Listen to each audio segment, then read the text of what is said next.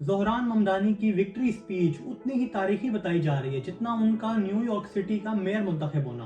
ایک مسلمان، ایک بھارتی نژاد امیگرینٹ جس نے امریکہ کے پرانے قائم سیاسی نظام کو ہلا کر رکھ دیا، کیونکہ نیو یارک ایک ضروری شہر ہے۔ امریکہ کا مستقبل وہیں سے طے ہوتا ہے۔ تقریباً 90 لاکھ لوگ، 2.6 ٹریلین ڈالر کی جی ڈی پی والا یہ شہر، جہاں وال اسٹریٹ بھی ہے، اقوام متحدہ کے ہیڈ کوارٹرز بھی ہیں، کہنے والے اسے دنیا کا دارالحکومت بھی کہتے ہیں۔ یہاں کیے گئے فیصلوں کی گونج صرف امریکہ میں نہیں، پوری دنیا میں محسوس ہوتی ہے۔ لیکن اس شہر میں بے شمار مسائل بھی ہیں۔ ایک چھوٹا سا مکان کرائے پر وہ برداشت نہیں کر پا رہے۔ شہر کے بجٹ سے لے کر بنیادی صفائی، عوامی حفاظت، شہر کی خدمات، بدعنوانی، ہر جگہ ہر سطح پر آپ کو نظر آئے گا کہ شہر جدوجہد کر رہا ہے۔ اسی چیز کو ممدانی نے پہچان لیا اور اسے اپنا الیکشن کا ایجنڈا بنا لیا۔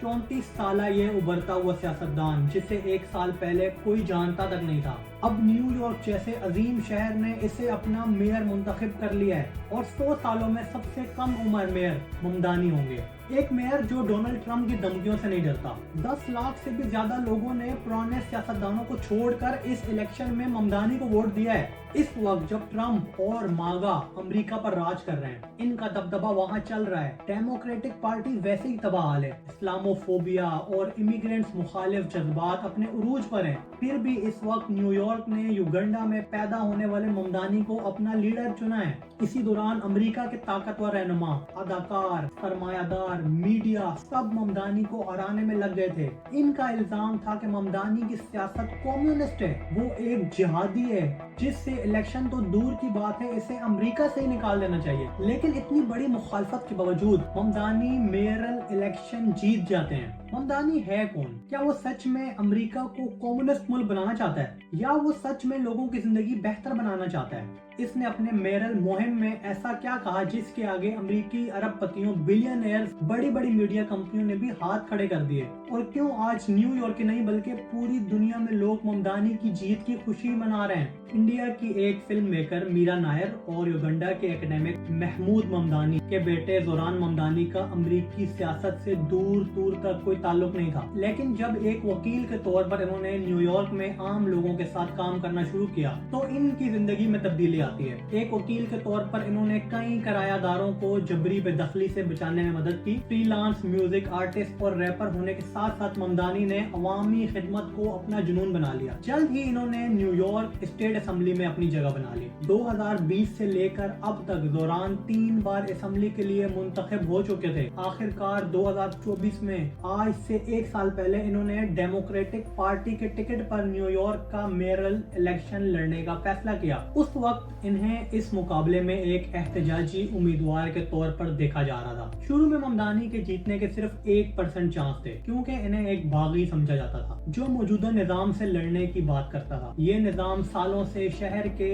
ارب پتی بلینئر چلا رہے تھے، اپنی بے تحاشا دولت اور طاقت کا استعمال کر کے سٹی انتظامیہ کو متاثر کرتے تھے۔ لیکن زوران نے کہا کہ بس اب اور نہیں، عوام کی حکومت عوام کے مطابق چلے گی۔ انہوں نے اپنی مہم میں کافی پہلے ہی امریکہ کے ان بڑے بلینئرز پر ٹیکس بڑھانے کی بات کرنا شروع کر دی۔ پھر کیا تھا، ان پر اینٹی بزنس اور کمیونسٹ ہونے کا لیبل لگ گیا۔ لیکن ممدانی کے ایجنڈے پر کیا تھا؟ حکومت بدل دینے کا، جمہوریت ختم کرنا؟ نہیں، ان کا تصور ایجنڈا کافی سادہ ہے۔ رینٹ پر کنٹرول، لینڈ لارڈز پر کنٹرول، پورے شہر میں تیز اور سستی بسیں چلانے کا وعدہ، حکومتی خرچے پر گروسری سٹورز بنانا اور شہر کے پولیس ڈپارٹمنٹ میں اصلاحات لانا، یہ سب ہے زوران ممدانی کا خطرناک پلان۔ ایک نوجوان جمہوری سوشلسٹ لیڈر نے گورنر اینڈریو کومو جیسے تجربہ کار رہنما کو نیو یارک جیسے شہر میں ہرا دیا۔ حالانکہ کومو بھی ایک ڈیموکریٹک ہی تھے، لیکن پھر بھی انہیں نیو یارک کے بلینئرز کے قریب مانا جاتا تھا۔ ایلن مسک سے لے کر ڈونلڈ ٹرمپ اس بات سے اتنا خفا ہوئے کہ ایک سیاستدان ان کی طاقت کے بغیر اپنی مقبولیت پر ابھر رہا ہے۔ ایک نوجوان، کیرسمیٹک اور سوشل میڈیا فرینڈلی نوجوان ہونے کی وجہ سے ممدانی ٹک ٹاک اور انسٹاگرام جیسے پلیٹ فارمز پر کافی مقبول ہو گئے، لیکن اتنا بھی مقبول نہیں کہ الیکشن خود بخود جیت لیں۔ اپنی میئرل ریس کی امیدواری کا اعلان کرنے کے بعد انہوں نے اپنے سوشل میڈیا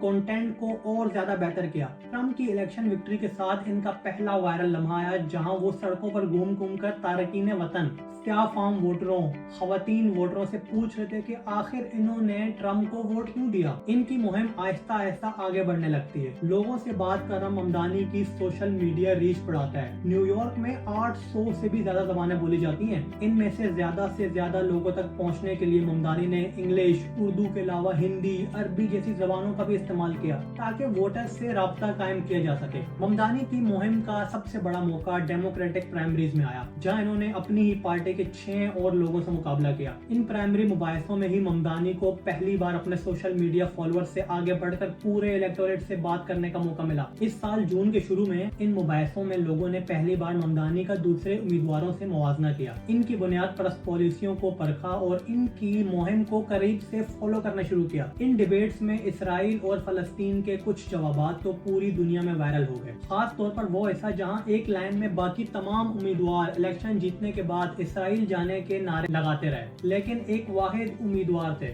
جن کا جواب مختلف تھا۔ ممدانی کا نیو یارک پر فوکس لوگوں کو پسند آیا اور 20 دنوں کے اندر ممدانی کو ڈیموکریٹک پارٹی کا سرکاری امیدوار قرار دے دیا گیا۔ لیکن ممدانی کے پرائمری جیتنے کے چند گھنٹوں کے اندر ہی یہ بات واضح ہو گئی کہ اس بار نیو یارک کے پاور بروکرز اس ڈیموکریٹک امیدوار کو ایک دشمنانہ قبضے کے طور پر دیکھ رہے ہیں۔ کسی چال سے ممدانی کو نااہل قرار دے دیا جائے۔ آخر کار اپنی طاقت اور پوزیشن کو بچانے کے لیے ان سب نے مل کر اینڈریو کومو کو نیو یارک میئرل ریس میں ایک آزاد امیدوار کے طور پر کھڑا کر دیا۔ اس گندی سیاست کی فہرست میں سب سے اوپر ڈونلڈ ٹرمپ کا نام آتا ہے، جنہوں نے مہینوں پہلے ہی زوران ممدانی کو ایک خوفناک نظر آنے والا کمیونسٹ بتا دیا تھا۔ پھر ایلن ماسک اور باقی سارے بلینئرز ممدانی کے ہر بیان کے پیچھے پڑ گئے۔ اسے ڈپورٹ کرنے کی بات کی گئی، کوئی انہیں کمیونسٹ بلا رہا تھا، کوئی اسلامی جہادی کہہ رہا تھا، کوئی کہہ رہا تھا کہ ان کے آنے سے 9/11 جیسا واقعہ پھر سے ہو جائے گا۔ لیکن دوسری طرف زوران یہ بھی جانتے تھے کہ کاروباری طبقے کے تعاون کے بغیر نیو یارک جیسے شہر میں کوئی میئر نہیں جیت سکتا، تو پرائمریز میں کھل کر اینٹی عرب پتی ہو کر عام لوگوں کی حمایت تو حاصل کر لی، لیکن یہ حکمت عملی جنرل الیکشن یا اس کے بعد نہیں چل پائے گی۔